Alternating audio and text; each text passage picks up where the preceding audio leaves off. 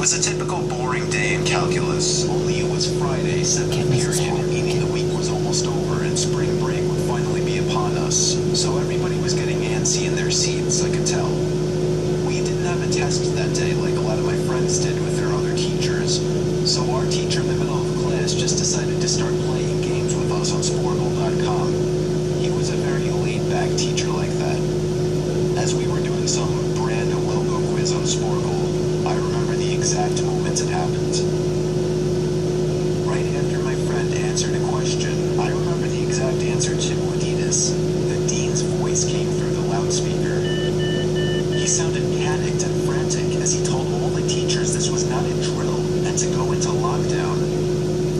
I actually got the chills and I got goosebumps on my arms as our usually laid-back teacher too seemed panicked as he ran to turn off the lights and ushered us to the back corner of the room.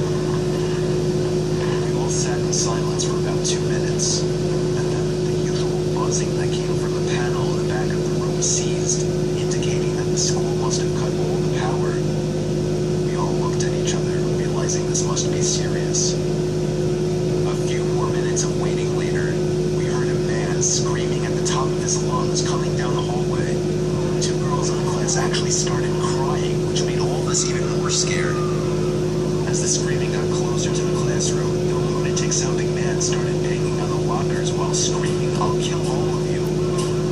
It was at that moment that I started to fear for my life.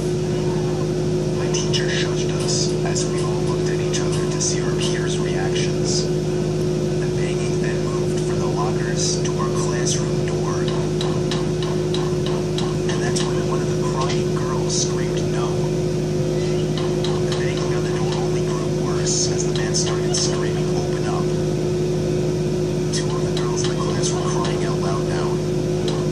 It felt like an eternity that man was pounding at the door, but eventually he finally continued down the hallway screaming like a mentally insane person until we could not hear him anymore.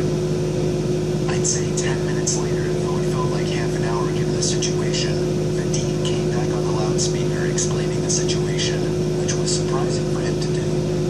He explained that some apparently mentally unstable person entered the building and assaulted the woman sitting at the front desk, causing her to flee the building screaming, and staff wasn't sure if the man was armed or not.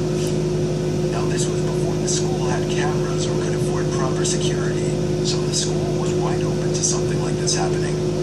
The staff had done a sweep of all the hallways and classrooms and couldn't find him, so the dean instructed the teachers to resume teaching, but to keep all the doors locked and to not let any students leave for any reasons. The most disturbing part, however, is that one of the janitors working the night shift found the man sleeping in one of the storage closets near the back end of the school, and according to rumors that were spread by my peers, sticking out of his pocket was a .44 Magnum. The janitor must have done something stupid to wake him up, for example, leaving the closet door open, because by the time a police officer could arrive on the scene, the man was gone. My entire class, as far as I know, to this day, has no idea if this man was